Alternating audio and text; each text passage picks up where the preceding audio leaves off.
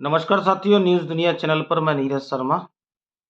आज सहारा इंडिया इस देश के करोड़ों जमाकर्ताओं को भुगतान न देने से जो है तिल-तिल कर जो है मार रही है। आज सहारा का आम एजेंट आज उस भरोसे को, उस दिन को कोस रहा है जिस दिन सहारा इंडिया में उन्होंने रोजगार के लिए काम किया था। आज निवेशकों का भुगतान न होने से धैर्य का बांध टूट रहा है। दशहरा निकल चुका है, दीपावली बहुत जल्द आने वाली है और विगत कई सालों से सहारा के निवेशकों की और एजेंटों की काली दिवाली मन। इसी बीच सोशल मीडिया पर कई लोग आते हैं और कई लोग सहारा इंडिया की सकारात्मकता के नाम पर भोले वाले एजेंटों को और निवेशकों को गुमराह करके चले जाते हैं और उन्हीं चीज़ों को सोशल मीडिया पर रहने वाले कई यूट्यूब चैनल जो है दिखाकर अपनी टीआरपी ज़रूर लेते हैं, लेकिन भ्रामक खबरें को आगे बढ़ाने का काम करते हैं। साथियों, जो सच्चाई है और सच्चाई के साथ सच को दिखाना ज़रूरी है। हमारा हमेशा विश्वास रहा है कि हम सच दिखाएँ। अगर सहारा ने कुछ सकारात्मक किया है तो उस पहलू को भी दिखाया है हमने। अगर सहारा ने कुछ सकारात्मक नहीं किया है तो सहारा की नकारात्मकता को भी दिखाने का काम हमने किया है। साथियों, ग्रुपों में कई तरह की जो है जानकारियाँ चल रही हैं और कई तरह की भ्रामक खबरें सहारा के चाटुकार, सहारा के डिपेंड करने वाले लोग आज वायरल कर रहे हैं। ये हम नहीं कहते कि आप विश्वास करें या ना करें, लेकिन मेरी नज़र में ये भ्रामक खबरें हैं। इसमें आज भी निवेशकों को गुमराह किया जा रहा है। इसमें बताया जा रहा है कि सहारा इंडिया की नई चेयरमैन श्रीमती स्वप्ना राय को नियुक्त किया गया है। इसमें बताया जा रहा है कि सहारा से भी केस में 4000 करोड़ रुपए जमा करवा दिए गए हैं। इसमें बताया जा रहा है कि ओबेरॉय रियल्टी के साथ में सहारा की डील हुई है। देखिए, उसके साक्ष्य आए हैं, वो 6000 करोड़ की रियल्टी की डील हुई है ग्रुप की, उसको में सच्चाई है। आगे ये बताया जा रहा है कि ई स्कूटी रेंटल का विदेशों का व्यवसाय सीमांतो राय देखेंगे। आगे पॉइंट में ये बताया जा रहा है कि जो सहारा से भी अकाउंट से 1120 करोड़ रुपए ब्रांचों को खोलने के लिए जो है मिलने वाले हैं, लेकिन सम्मानित सुप्रीम कोर्ट में अभी कोई तारीख की डेट ही नहीं आई है और 15 तारीख की डेट भी अभी निश्चित नहीं है। तो कैसे लोगों को ये जानकारी लगी और कैसे लोग आज सोशल मीडिया पर जानकारी डाल रहे हैं और कुछ लोग गुमराह हो जा रहे हैं। और आगे इनका मैनेजमेंट ये कह रहा है कि अक्टूबर से हम ग्लोबल का पे आउट नियमित देंगे और नवंबर से भुगतान नियमित करेंगे और जनवरी 2025 से सहारा इंडिया के भुगतान की पेंडेंसी खत्म होगी।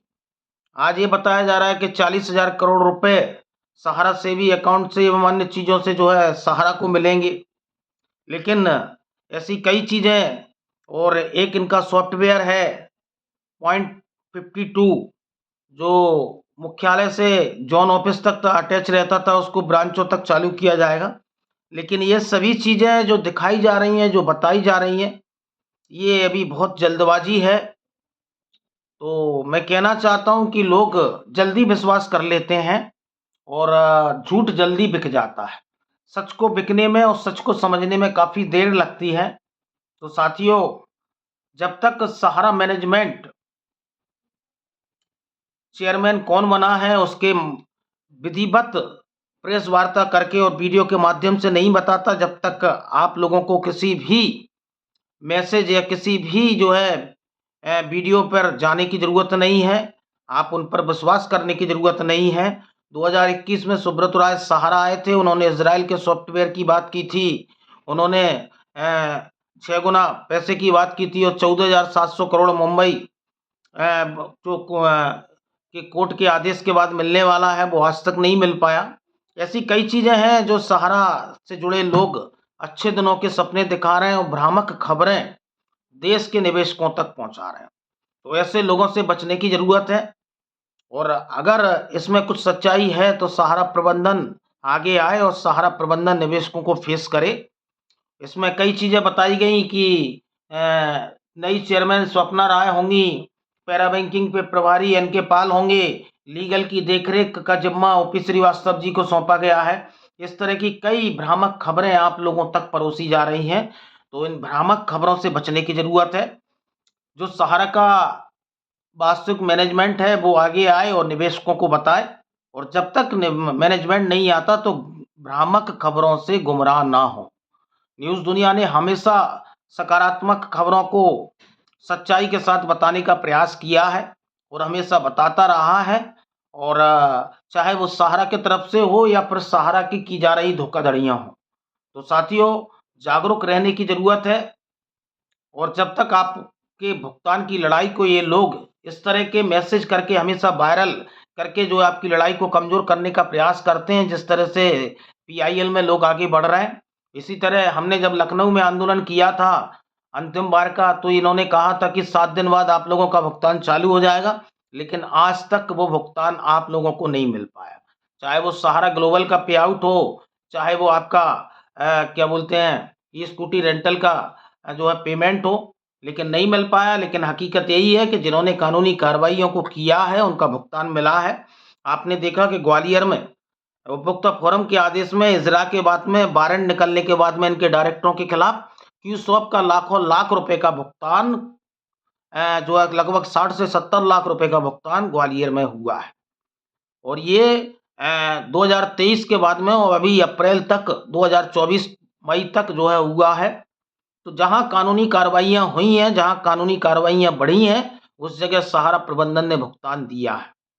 तो जागरूक रहिए, सजग रहिए और किसी की भ्रामक खबरों में आने से बचिए और अगर इनकी बात में सच्चाई है तो मैनेजमेंट आए। जब सामान्य दिनों में निवेशकों को, एजेंटों को फेस करने के लिए मीटिंगों के माध्यम से ये एजेंटों को जो है भरोसा देते दिखते थे, तो आज भुगतान पर सहारा का मैनेजमेंट भरोसा क्यों नहीं दे रहा?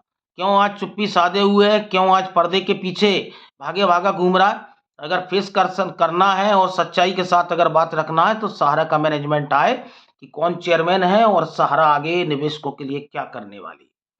तो इन्हीं बातों के साथ में आप मेरे चैनल को, अगर आप अच्छा लगता है तो आप चैनल को लाइक भी करिए, सब्सक्राइब भी करिए, ग्रुपों में भी शेयर करिए। बहुत बहुत धन्यवाद, आभार।